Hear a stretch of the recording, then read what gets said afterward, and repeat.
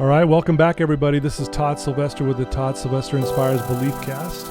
Thank you once again for joining us, and I'm so excited today because we have a very special guest, someone I've been trying to get on here for months and months and months, and she's finally here, and it's Julia Deaver. Thanks for joining us. Thank you. Oh, man, I'm so excited for our listeners to hear your story.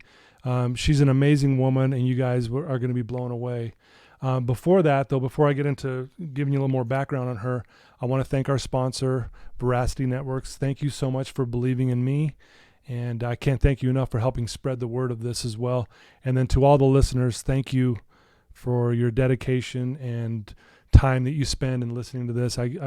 The feedback's been so overwhelming, and I promise you guys today is going to be one of those special treats. So, Julia, again, thank you for taking the time. She flew in from California.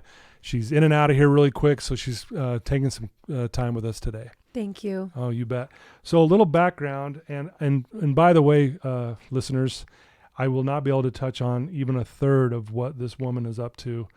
She's very passionate about experiences that inspire, empower, and connect. And if you follow her, if you know her, that's you. And you really do. You exude these things, and you're really trying to make not only yourself better, but everyone around you better. Is that fair to say? That's my goal. Okay, I love it.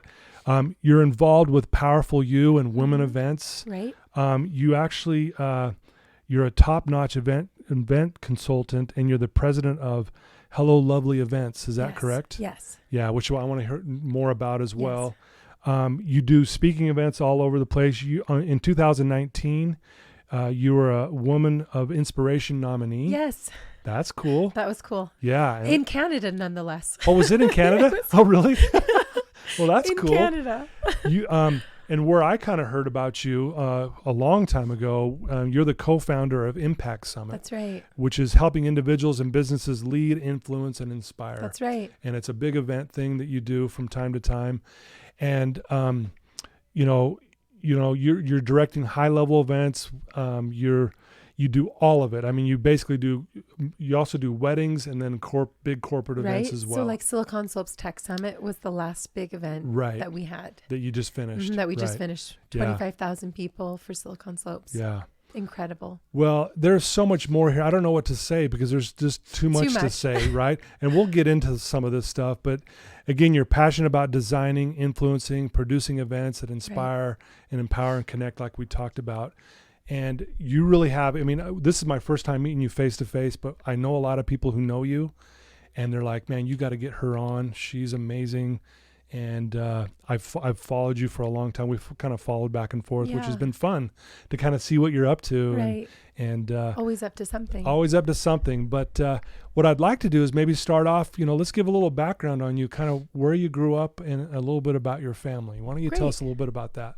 So I'm not from Utah. Okay. I am actually from North Carolina. From Raleigh, North Carolina. Really? Go Tar Heels. I'm a Tar Heels.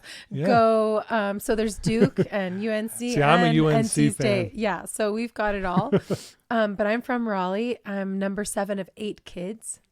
Yeah. Really? Okay. My mom, my dad, and I used to have a Southern accent, super thick Southern accent. Right.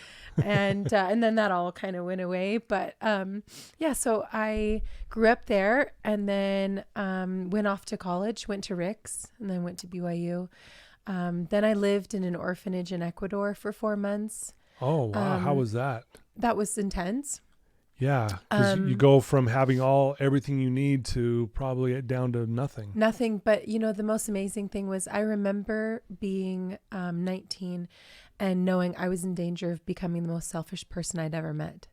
Oh, really? Mm-hmm. You were seeing this contrast. Really? Mm-hmm. Yeah. So wow. A little bit about my life. Yeah. I grew up, like I said, in a family of 8 kids and was abused, molested by family members in my family and until I was about 14.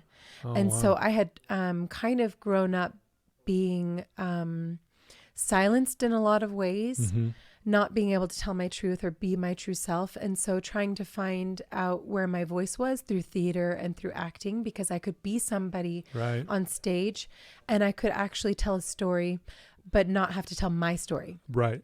And so I could hide all the pain and all the things I was going through, but I could still be somebody on stage. And so I found my voice through theater and dancing and acting. Okay. And then when I went off to college, I realized I don't want to do that anymore. I want to figure out who I am. And that's when I started realizing I don't know who I am, but I know that I'm selfish because Okay. I thought my pain was special. I thought my pain was what made me somebody. Okay. And then I went out in this world and I realized everybody had pain. And it was not my pain that made me special. It was what I was going to do with my pain that would make me special. Really, I love that you say that, because I work with a lot of clients, who are going through addiction and things like that. And I see this a lot where they really do think they're special. There's something different. Right. And what happens is that keeps them locked into that behavior. Absolutely. Their pain is what defines them. Yeah. Like, I was abused till I was 14. That makes me somehow this I'm so hurt. Look at me. Yeah. No. Right. Everybody has pain. Yeah. It's not your pain. Because I have heard so many stories where they're 10 times worse than mine, but it wasn't until I lived with those children in Ecuador, the orphans. Wow. And I'm looking in their faces and I'm realizing, if I thought I had it bad, at least I had a mother and a father. At least I had a home. At least I knew that I had a meal at the end of the day. Right. And I'm literally living there with these Catholic nuns and these orphans. And it just kind of put things into perspective for me. And I couldn't get enough at that point. I was like, I need to go on a mission now. Okay. So then I went and served a mission in the Dominican Republic on the border of Haiti. Okay. Yeah. So God sent me to hell. Yeah. And the funny part is I actually asked on my papers to be sent to a third world country in a Spanish speaking mission where I could do welfare work. And God was like, you got it. Check the box. Gave it straight to me and sent me to no electricity, no running water, no telephone, no car, no nothing. I mean, I'm talking about the poorest of the poor, kids running around naked, dirt roads, nothing. You have nothing. And it was a wake-up call. So again, my pain, realizing my pain's nothing compared to the pain of the world. Right. And you have to put yourself into perspective. Sure. The world does not revolve around you. Yeah. And so how are you going to first find the light within? And so that's what it's about, was figuring out, how do I love myself so I can love others? Right. I love that. Thank you for sharing that. It was very well said. Going back just a little bit, we don't have to go into detail here, but as you're going through this, being abused, was it something you kept to yourself? Oh, yeah. So you were kind of feeling, I would imagine, pretty alone in those moments, because I think most kids, I hear this a lot, are afraid to even say anything about it. Oh, you're terrified. Yeah. I did tell my parents a couple times. Okay. This is back in the 80s. I was born in 79. Okay. Just right on the cusp of being an 80s. So 12, 29, 79. So I'm like 3 days from being an 80s baby. Yeah. But so I grew up in the 80s where nobody talked about this. Nobody did things about this. And I think the fear, I later asked my father, and he said the fear was that his children would be taken away from him if people talked about it or if they knew about it. And so it was very much not only a fear of mine to tell, a fear of the perpetrator to tell, but also a fear of the parents to tell, because they were terrified. They didn't know what to do. And we lived in the South, and I don't really know. And so I did tell my parents a couple of times, and the conversation usually became like, hey, don't do that. That's not appropriate. You shouldn't be doing that. It didn't help. It didn't stop it. But living that way, you learn really quick to keep things to yourself. And so as a child, I had extreme anxiety, and I used to have panic attacks as a little girl and not know what they were. I just would tell my younger sister that I felt like the world was kind of spinning and that I felt like everything was going at like 1,000,000 miles a minute, but I couldn't control how the panic attack was like attacking me. Sure. Yeah. And to go through that as just a little girl and not know. But so I look back and I think I had my whole life already been preparing myself for like a lifestyle like I have now, because I already knew how to self-soothe myself through all kinds of extreme panic and anxieties and extreme things. Wow. And I love how you said just, a minute ago, how you got to that point where, you realize you were being selfish, and most kids are at that age. We really are. Yeah. It's all about us. Right. But where you said you had to try to find that light or that strength or that energy or that love from within. Right. I'd love to hear more about that kind of journey and how you kind of did It's that. a constant journey. Don't kid yourself. Yeah. I mean, I look back and I can pinpoint so many moments when I had to do that, and yet I realize I still do that every day. There's not a moment in every day that I'm not constantly reminding myself that it comes from within.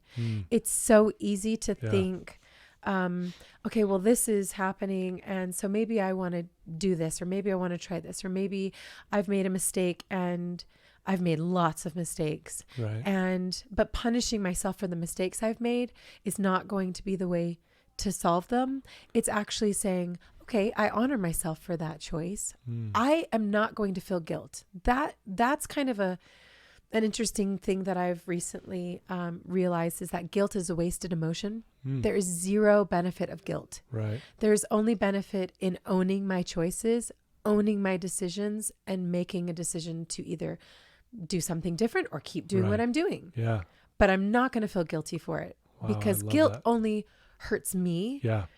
And I refuse to hurt myself anymore. Yeah. Wow. I love that. Yeah. You know, I love what you said. And again, it's interesting because it's some of the same concepts and principles I teach my clients is when we own it, right? When we own our, like you said, choices and decisions, I really believe that's when suffering stops. Right. Because we're just taking accountability for it. Right. So I love that you point that out. Right. And no matter what the choice is, just say, okay. Yeah. I think people feel that they're the only ones in a situation. They think I'm the only one. And so going back to my mission, something that people, not everybody knows, but it is becoming more public, is that I was nearly raped on my mission by a local Dominican. And so being beaten and raped on my mission as a missionary, and then having to be evacuated out of the Dominican Republic, was something that afterwards I was asked to be quiet about. And the church knows, and I've met with church headquarters, and we've talked a lot about this. And the decision was that they thought it was better for me to have that part of my, not to talk about it. Yeah. And maybe there was a part of them that thought, hey, we don't want to scare people. Yeah. Maybe. And, but in the end, it wasn't better for me. So I kept silent about, besides maybe, my husband and my family. Yeah. Nobody knew what had happened on my mission. And harboring, it felt a lot like the abuse of when I was a child. So I kept silent about my abuse until I was 14 years old. Pretty much silent. Yeah. And then again, it was another like 14 or 15 years that I kept silent about what happened on my mission. And then it's like, you kind of see these patterns where you're like, why? But once I finally came out and, met with, actually church headquarters and spoke with them about what happened all those years ago, it was the most freeing thing, because I thought I'd read an article in the Salt Lake Tribune where other sisters had been raped on their mission. And when I read it a couple years ago, I immediately thought I was the only one. All these years, I'm thinking I'm the only one. I'm the only one who's had this horrible thing happen. Nobody else has ever experienced this like me. Yeah. So it kind of like defined me in a weird way, where it was still a secret of mine, but it was kind of like I'm harboring that pain because it's mine. Yeah. And it's so special. I thought it was so special. And then when I realized there are tons of sisters that go through horrible things, and you're not the only one. It became a PowerPoint for me where I realized I can switch that into something where I'm actually able to now talk about it and say, okay, I'm not going to allow this to hurt me. Yeah. Actually, it can heal me. Yeah. I can go through a healing journey through this. No, I love that. It's kind of like, how you're really passionate about connecting with others. Right. And what a way to do that, where people see you being vulnerable, talking about these things now. Right. And they're just like, wow, look at this amazing woman who's doing all these great things, but look what she's been through. Right. And people can relate with that. Right. Everybody can relate in some way, because either you know someone or everybody has pain. Yeah. My pain is not your pain. Your pain is not my pain, but everybody knows pain. Yeah, everyone knows that. Right? And the thing about pain is that we're so afraid to talk about our pain. The second you start talking about it, it doesn't hurt you anymore. Yeah. My mission story doesn't hurt me anymore. My abuse doesn't hurt me anymore. The only things that hurt me are the things that I don't talk about. Yeah. The things I talk about don't hurt me anymore. Yeah. You know, it's funny you say that because my family and I, we went and saw the Mr. Rogers movie. Right. And in there, he says, if you can mention it, you can manage it. Right. That's basically what you're It's saying so there, true. right? It's so true. I love that. But here's the problem. If we judge people based on what they say, Yeah. this is where the true love comes in. Okay. So I realized that if you really love others, you don't have any place for judgment. Not one single ounce of judgment resides with love. And I'm talking about pure love for everyone. For everyone, right. I don't care what you've done. I don't care what you look like. I don't care who you are and what choices you're making. When you really love someone, you don't judge them. Right. You cannot. Yeah. You cannot. Yeah. Wow. That's amazing. And that's something I know you say you work on daily. Daily. Right. So what do you do to kind of check yourself in that area? What? Meditation, Okay. yoga, exercise, look in the mirror and find your own light. I love to look in the mirror and tell myself, I'm beautiful. I love myself. I love that. I go dance. So I danced when I was younger and I found a lot of power in dance. And so I go to the dance studio as often as I can. I try to go every day, but when I travel a lot, sometimes I can't. But every time I go and I see myself in the mirror and I feel that power pose, you know, like they talk about the power pose in the mirror. Yep. But for me, it's dance. I see my body in motion. I see my soul residing in this beautiful body. And I recognize that my soul is internal inside of this, but really it's exuding out of me because I allow it. Right. Because I see myself and I say, there I am. Yeah. Look at me. Like, what a blessing. And so that part of me, it's important for people to see themselves and say, I know I'm of value. Yeah. I know I'm rare. I know I'm special. Right. And so as soon as you believe it, if you don't believe it, nobody else will. Right. But once you do, and once you know it, it's not just about believing. Once you really know it, everybody else will know it too. Well, and you think about all the amazing things you're involved with. I mean, and we're going to get into that, but you're just so confident. I mean, let's be honest. You're so confident. I mean, were you like that even as a kid though? I mean, did you grow up kind of confident or were you, no, or did you learn this through this process of what you've been through? Right. I think it's ebbs and flows. Life is like waves, or actually I tell people life is a heartbeat. You see a heartbeat and I think it's interesting that your heartbeat goes up and down constantly. Yeah. I don't think there's any coincidence to that. There's no coincidences in life. Right. God knows exactly what he's doing. You Right. can find things in everything you look around you. You can find some way to bring that into the universe and how God has really opened that to you. But this heartbeat of like ups and downs and ebbs and flows and waves and all of it, it's constant. Yeah. And so then don't be afraid of the downs, because you know there's always an up. It's going to come up. It always comes up. So don't be afraid of the down. Let the down come and let the up go. And so, I again, being a child of abuse, I think that I always kind of sought attention. I never sought it in a healthy way, I don't think, because you're kind of not sure. But then through theater, I was able to find a healthy outlet. But I think there's something interesting about connecting your soul to, and allowing your soul to be open to hearing and feeling the spirit of, whether it's God, universe, source, whatever you want to call this, whatever it is for you. And I love that it's different for everybody, because that's what makes us special. Yeah. Being different is what makes you special. I tell everybody, the worst thing you could ever do is try to be like somebody else. Yeah. Because what makes you special is that you're different. So whatever that is for you, your universe, your center, your God, your spirit, your guides, once your spirit is super open to that, and you allow the voice to really kind of enter your, and maybe it's your, like I've heard people talk about how maybe it is your spirit just talking back to your spirit, like that there's all kinds of ways that we can kind of look at this. But I think about how once I did that, I realized that there are literally, in my mind, hundreds of thousands of people that have gone before me, millions of people that have gone before me that are cheering me on right now. Yeah. And that not any of them want me to not be successful. Every one of them wants me to succeed. And I literally see them in my mind. Like I can literally see them saying, we love you. We are here for you. This is what you are called to do. Wow. And so the confidence comes from them. Yeah. And then what happens is then when I sacrifice time with my kids, people don't realize how hard it is to fly in and out of California and to say goodbye to my children. And she has 3 beautiful kids, by the way. 3 beautiful kids that are, but I did 12 years. I was 12 years home with my children. Right. Until my daughter was in school.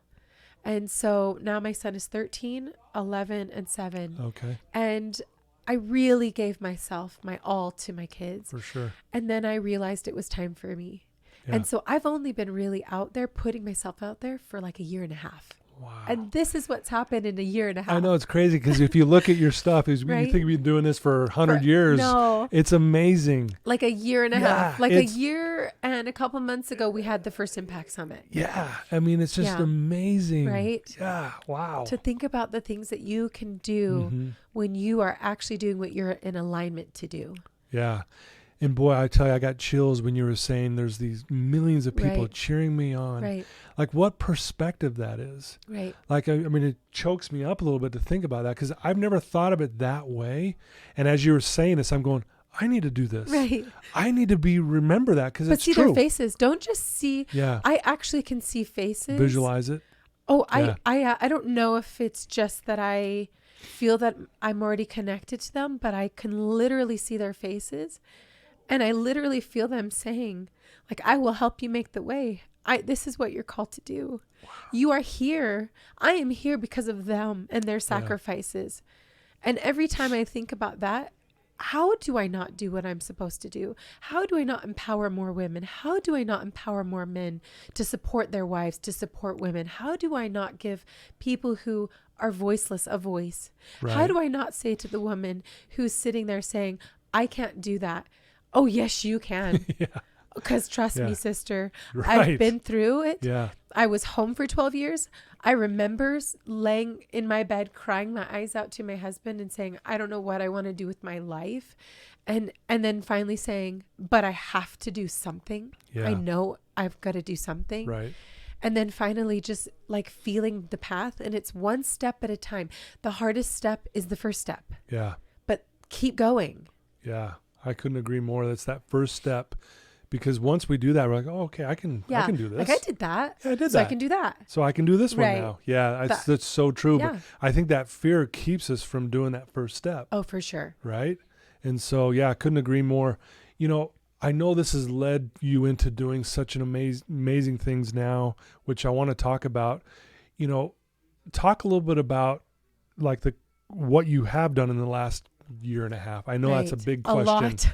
But what maybe stands out to you right now? Like what really is like at the top of that list? Impact Summit. Okay. So talk about that. Putting an event together by myself with Josh Steinley and Rob Duffin, but really even they self-admit that 99% of the work was done by me. Sure. And knowing that I could achieve that, I had to put so much confidence in myself just to achieve that event, to be successful. So that was really a pinnacle moment when I thought I knew I could. And now that I know that I know I can do anything else. Right. And so doing the Impact Summit, working with some phenomenal people like James Lawrence, the Iron Cowboy. Yeah. Drew Manning, who's phenomenal, Fit to Fat to Fit, being with Powerful You, helping that LA event. And we just had Powerful Women this past weekend at the Grand America. It's amazing. Then not only that, but I have got eBay's International Women's Day coming up. So I've got an event with them, Silicon Slopes Tech Summit, BYU. I'm on the board advisory for the Experience Design Management Program. Okay. I'm the executive director of Working Moms Connection. So supporting women and working moms, especially, to know that you can do it and it's your choice to do it. Right. That's important to me. Wow. The list goes on and on and on. But I think working with the Unique Foundation, some other couple of incredible companies that I've worked with and just been a part of. But I think the most important thing is not all of these events and not all these companies. it's walking into a room. I don't live here in Utah, but Yeah. this happened last night. I walked into Sigma Delta Chi at the University of Utah, right? I Right. didn't go to you. I was there to meet one of the candidates for governor, Thomas. I forget his last name, but I'm there to meet him. And I'm walking through the door, and there's a group of like maybe 10 college guys Right. at this Delta, whatever they're for our frat houses. Mm-hmm. And they look at me and they're like, "You're Julia Deaver." And I'm sitting there and I'm like, okay, there's like 10 college boys that, like, how random is this? Right. Really. And I can go to a grocery store. I can go to a restaurant. I can go to anywhere, and people know who I am. Yeah. And I'm not saying that to be like to brag on me, but what I mean is that my voice is being heard. Yeah. That's the biggest impact. And that I get letters from people on LinkedIn. I get emails from people. I get messages and texts, and they say, keep doing what you're doing. Yeah. And there are women who will send me messages on Facebook and LinkedIn, and they say, I live vicariously through you. Keep doing what you're doing. Everything you're doing matters to us. Yeah. Because you kind of sometimes think like, is this really worth it? Yeah. Because I feel like I'm sacrificing a lot. Yeah. And I feel like I've made a lot of dumb mistakes in the process, but is this worth it? And then somebody says, like, you're inspiring me. I had someone say to me, who's known me my whole life, say to me, you just inspired me to help me lose like 100 pounds. And you're like, really? Because that's not even like my journey. Yeah. It's not even, yeah. But yet they're like, but I see you doing stuff and I want to do it too. I want to do things. Yeah. And that was their obstacle. And so the biggest impact and the greatest thing is actually the people, the inspiration. Yeah. It's making a difference in their life, whether they just recognize me and they're like, wow, I love what you're doing. I love your content. I love that. Or if it's just a hug and a smile and saying, you're amazing. Yeah. Like, I will help you in any way I can. That's what matters. Yeah. Well, I think too, as you're saying this, I'm thinking, the only way that works is because you're authentic. Right. You know what I mean? Like, your message is authentic. And if you think about it, what you've been through, and I wouldn't wish that on anyone, but yet because of that, it's like, for lack of a better term, powerful you, right? It's empowered you to do these amazing things, but people can relate because even just sitting here with you right now, you're very authentic. And you're very genuine. And I think that's why people accept the message. Right. And that's why you got, even college kids going, I know you, you're Julia. You know? Right. But the thing is that I find it's interesting because the reality is I'm just a mirror. I reflect back their own light. Right. It's not my light that they see. It's their light that they see. I just show it to them. Oh, love and that. then when they tell me something and I say, you're amazing. And they're like, wow, it's just me giving back to them what they already see. Yeah. But they just need somebody to say, I see this in you. Wow. Like, you are powerful. And then they're like, I love that. But I think there's not enough people out there saying, you're amazing. Yeah. Like, look at who you are. There's so much you can do. And I think they're kind of afraid. Yeah. And students really need a strong voice. They need Utah needs strong women leaders. Yes. You really do. It's kind of time to wake up, Utah. Like, it really is. Well, and I think that's part of your mission, right? You're trying to empower women to do what you're doing. Do anything what I'm doing. Do anything that you love. That's what I meant. But do it. For sure. Do what you love. Yeah.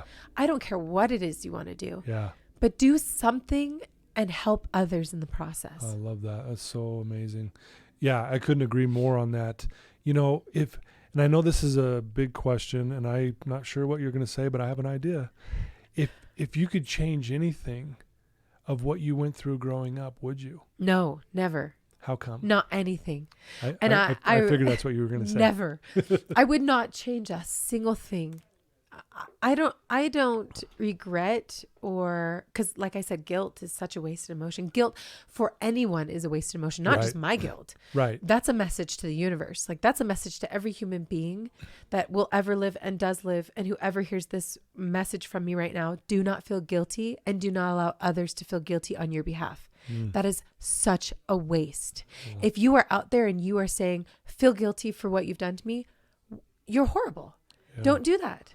They should never, there's no benefit of that. Own it, forgive it, move on from it. Wow. That is your power. So literally own it, forgive it, and move on from it.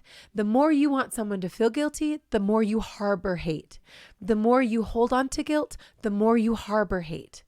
You cannot reside in light when you hold on to these things. So everything that happened to me, okay, that happened. I signed up for this. It's okay. Yeah. There's probably going to be a lot of other stuff that happens in my life. That's okay. Wow. Right? Yeah. It really is. Yeah. Because no matter what, if we can just focus on what we can do and what we do have control over, we can get through anything. Yeah. And I really feel that that's your power. That is your superpower, is the ability to move on. Yeah.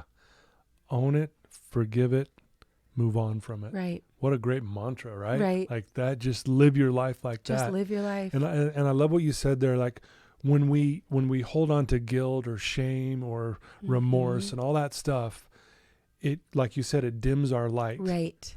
And I love that you said that, because we're light, right? Right. We're light, we're energy, we're love. And it gets diminished when we do that versus when we, kind of like what you're doing, you're letting your light shine. Well, right? I'm just letting myself be me. Right. So I don't even think about it. It's just, hey, this is who it is. Like you're going to take it or leave it, love it or hate it. It's me. Here he is. And not only that, but what I've realized was years ago, I remember Oprah said this, and I've always loved Oprah. And she said, the thing you try to hide is the thing that shows the most. So I remember thinking to myself, well, if I'm trying to hide my abuse, and if I'm trying to hide my rape on my mission, if I'm trying to hide my sadness and my depression, and if I'm trying to hide all of these things and my shame and my guilt and my hurt and then that's all that anybody sees in me. Right. So why would I try to hide it anymore? Why not just be open about it, confront it, deal with it, and move on from it so that that's no longer an issue. Right. And so the thing you're trying to hide is the thing that people see. So when you've met people like this where they're trying to hide their pain, and that's all, you're like, you are clearly in pain. Right. Like it's clear. It's written all over you. Right. Because you can't. You're all you are made up of is energy. Yeah. Even though we have a physical body, this physical body is literally made up of energy. Everything is like an aura of energy around us. Right. If you allow that energy to heal, your energy becomes a source of positive energy. So you now are a positive light that literally revolves around positive light. So you're projecting love to others. Yeah. And that's what they feel. But you have to love yourself first. Yeah. What would you say to someone that's maybe listening to this right now and they're like, man, I don't love myself. Yeah. How do they get through that? What advice could you give them? Because obviously you've been through this process. What would you tell them? I would tell them it's a personal journey. Okay. That they need to first find the things that they love to do, what makes them special, what makes them unique, and don't let those things. So I had a girl say to me the other day, and I'll just give you an example. Sure. She says she was a student, and she said, how do you do what you do? She's like, because I'm so afraid. She's like, how do I balance being a mother and working and having kids and being a wife and doing all these things and having a career? And I'm looking at her and I'm like, so how many kids do you have? And she's like, oh, no, I'm not married or anything yet. And I was like, what? You're like, and I looked at her and I was like, are you kidding me? Right. I said, where is this coming from? And she's like, well, my mom. And I said, don't you speak to your mom for 30 days. And I literally, and I was dead serious with her. And I said, you have to detox. You have to detox it out of your system. Yeah. Because you don't know who you are. You want everybody else to tell you who you are. Right. You don't know what you want, what is important to you. So everybody is going through a personal journey to find out what they love about themselves and why they love themselves. First, find out who you are. So you have to say to yourself, okay, so if you want tattoos up and down your body, good, go do it. Own it. I tell people all the time, I'm like, you want a mohawk? Own it. You want purple hair? Own it. You want to run 100 marathons or whatever. Like you want to do whatever it is, own it. Yeah. You want to be the best at this? Own it. You want to be whatever. Yeah. The best cowboy, the best whatever. Do it, own it, but decide this is me. This is what I am. Own it, and don't be afraid of it. Yeah. And every bit of it, I would say what it is it's once you've acknowledged it, you have to acknowledge it first. Yeah. So acknowledge it and then embrace it and then allow it. Right. And then don't be ashamed of it. Yeah. So owning it in the sense of saying, this is who I am, take it or leave it.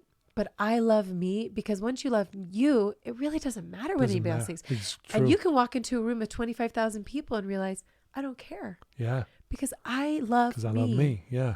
Yeah. So powerful.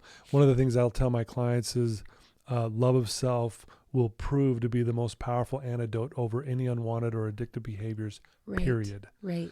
And so I'm on board with that. Loving who you are and knowing that is But powerful. you have to get first through the addiction. Go to a healthy addiction, exercise, whatever it is, like find the healthy version of it so that you get away from the negative. Right. Because the problem is there's always a dark to every light. Yeah. And there's always a light to every dark. So you can make anything that's light dark, and you can make anything that's dark light. So literally all you have to realize is, if you're in a dark place, find the opposite. Okay. So whatever the addiction is, find the opposite. So for me, it was exercise. It was being healthy, being happy, meditation, yoga, dance, my children. Find the beautiful things in life, right? Serving others. Serving others has been one of the most healing journeys for me. Right. Putting myself in a position where I'm intentionally uncomfortable is also really good. Yeah. Like literally saying, I own this. I'm intentionally growing. I'm intentional about my life. Right. I choose these things. Man, that's powerful. Helping others, I think, is a big thing. Why has that been so profound for you, do you think? Well, because you forget about yourself. Yeah. And kind of goes back to your experience with the was it, where did you go again? To Ecuador. Uh-huh. Yes. And then my husband and I, we served in a Spanish branch for 5 years. Okay. So my children only knew church in Spanish. And so we're in Spanish branch for 5 years. And I remember the first Sunday we went, I had the worst PTSD because of my mission. Oh, that's right. Yeah. And so I remember going back and just crying and saying, I don't think I can do the Spanish branch thing because everything about it is haunting me.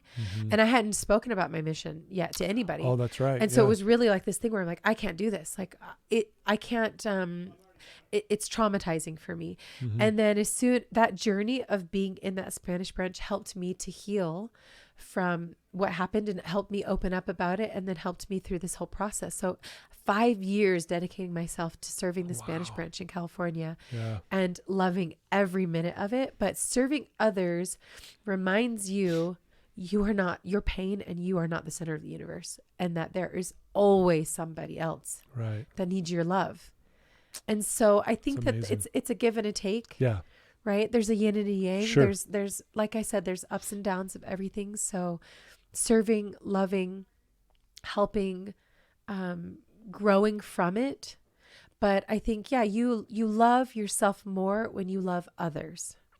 Dang, that's profound. Right. I love that. It's just true. Yeah. Right. Because if you believe in Jesus Christ, that's what he did. If you believe in whoever, like Buddha, Gandhi, like if you believe in just the universe itself, these principles are from every religion, every source. True. Yeah. The principle is put others first. Yeah. Put others first. Love. Give away love, right? Right. Man, that is amazing. So I wanted to ask you, I mean, a lot of people know you and you're doing a lot of great things. You've also mentioned stuff that you're doing. You work out, you do yoga, you meditate. What does like your morning look like? Do you do something every morning that kind of gets you centered? And maybe it is part of the meditation yoga stuff, but is there other things that you do? Yes. So my children, right? You wake up to their face every day, Hello. right? And start your day healthy. Right. So for me, so I started 7 years ago with like a healthy way to start my breakfast morning. Okay. And people don't realize that what you feed your body also feeds your mind, and it feeds your spirit. So for me, it's also healthy living, healthy eating, healthy. It's the whole package. Right. So we start our morning with like the most healthy protein, vegan, green, probably disgusting to most people, but every morning my body craves this. Yeah. And you go right into it. And it's kind of that like morning ritual of thanking God that you're awake and alive. Yeah. And starting your healthy morning that way. It's thanking your children for allowing me to be their mother. That's awesome. Throughout even the most difficult of things that, you know, whatever you're facing together as a family, you know, thanking God before you leave the house every day that you're able to do that. And then exercising every day is really important. Yeah. And then putting others first throughout the rest of your day. Throughout the rest of the day. Wow, that's amazing. And I'm assuming that these are the same type of principles you teach your children. And, yes. And obviously they're younger, but they're probably... Children see more than they'll be taught. They know and they hear it. They feel it. Yeah. And then every night I meditate. Okay. And I do it for 1 hour and I write in my journal as I do it. Oh, really? Cool. And so as I'm meditating and I'll decide like a personal mantra of the day. Okay. And that'll be the thing. So if I'm in the middle of like a crisis in the middle of the day, I'll pull into a safe place for myself and just go back into I am light. I am love. I possess everything I need to achieve everything I need to achieve. Wow. And if you can just process that for even like 5 minutes and just in peace, you can go right back into whatever that thing is. And then realizing it's not the end of the world. It's really okay. Yeah. This too shall pass. Yeah. And so every day, and then writing down all of the things that come into your mind, and as you place them, and as you know that light is coming in from whatever greater source that you believe in, that it's coming to you, which means it's for you. Right. And what is meant for you will not pass you by. What is meant for you is already yours. You just have to be open to receive it. Wow, that's amazing. Very profound. That's beautifully said. Now, I know you're involved with a lot of things, doing a lot of things. What are maybe some future plans that maybe you could share with us if you could? What do you got? What are some of your maybe goals that you're going to shoot for coming up? Well, so one of the goals that I have of this year is to finally run my marathon, which I technically had last year. And I remember when James Lawrence, the Iron Cowboy, texted me and said, "Did you get your marathon in this year?" No, I didn't. But this year, 2020. Right on. And again, with a lot of some big organizations I can't mention quite yet, but to really focus on empowering women, to refining my own light. Okay. I think that finding your light is amazing, but refining your light is also a process. So once you have found it, it's kind of like, what do I do now? And you have to realize, where's the funnel going to go and how are you going to refine it and kind of use it as like a laser. Gotcha. Like, have you ever seen like how they laser leather? Yeah. Like how they burn into it. Burning right into it. Right. Yeah. Like, and I like that they say burn, like they're actually burning through it. Like sometimes we have to burn away like the rawness of ourselves. Sure. And so I think refining our light is important once you've figured out what it is you want to do. Yeah. So I think this is the year for refining myself. And considering I've only really put myself out there 1.5 years, I think it's good to do that. Yeah. And helping as many people as I can in the process, as many women as I can in the process. Yeah. Depending on which organization I go with, that may look, feel, and different. But sure. All I know is I want to dedicate my life to serving and loving others in whatever capacity that God, universe, light, whatever it is, that whatever I can do, I will do that. Wow, that is amazing. Man, that is such a powerful mindset that you have here, and it really is inspiring me to sit here listening to you. And if someone wanted to reach out to you and get to know you better, learn more about what you do, what would be the best way for them to reach out to you? Me. Yeah, to find you. I think LinkedIn is a really positive way. LinkedIn, on Facebook and Instagram, those are kind of harder, but LinkedIn is a great way. LinkedIn's probably the best way. Julia Deaver Yeah. I'm easy to find. Yeah. I think I'm the only Julia Deaver on LinkedIn, but which is pretty amazing, because I thought I'll Right. be the only Todd Sylvester on there. No, there's like 5 or 6. I'm like, Right. where are they coming from? Right. You know? yeah, so I'm pretty easy to find pretty much everywhere. But yeah, and just find me. And my greatest love is helping others to Right. achieve. So whatever it is, and however I can help connect. So if I have a way, if somebody says, hey, I've always wanted to connect with so-and-so, I will do everything I can to connect that person. And it's all for the love of it. It's Yeah. not For just because you, there's that's no you. gain. Yeah. Yeah. Wow. Well, I can't thank you enough for being willing to do this for me. And it really is my honor to have you here. Thank Truly. you. It's my honor too. No, I know. I've been trying to get you on for a long, long time, and you've been so patient with me, and we've been back and forth. Right. We've missed each other a few times, Right. but I can't thank you enough for sharing such wisdom and such, powerful principles that, spread throughout every one of us. Right. It's been so very beautifully said. Thank you. And thanks for your vulnerability and sharing some of the stuff that you've struggled with as well. Well, that's where the power is. So Yeah. let's Yeah. all be more vulnerable. Let's do it. Right? Let's do it. it. Yeah. And back to what you said a minute ago, own it, forget it, move on from That's it. right. I love that. That is so Right. powerful, along many other things. But I want to thank you so much for taking the time and for just making my day, actually. Thank you. Yes. I can't wait for everyone to hear this. Thank you. You're welcome. Well, there you go, folks. That's Julia Deaver. She's an amazing woman, as you can very well tell. I knew you guys would be blown away by this. I am. I'm just so grateful. And I want to just echo the words of what she's saying, is that we're all love, we're all light, and let's just share it the best that we can. And I loved when you said it's when someone sees the goodness in you, it's just the reflection of them. Right. How powerful that Right. was. Because can you imagine if we all realized that we can reflect back that person's light? Why would we not be constantly saying look at you, you're amazing. I know. Oh Right. man, that is so beautifully Find said. the good in others no Yeah. matter what. Yes. Awesome. Well, Julie, you're amazing. Listeners, obviously you're going to love this. Share this with all that you can, and let's spread the good word here, and the good light and the love and all of it, But thank you for believing in me, and thanks once again for tuning into this another amazing story. And Julia, once again, thanks for being here.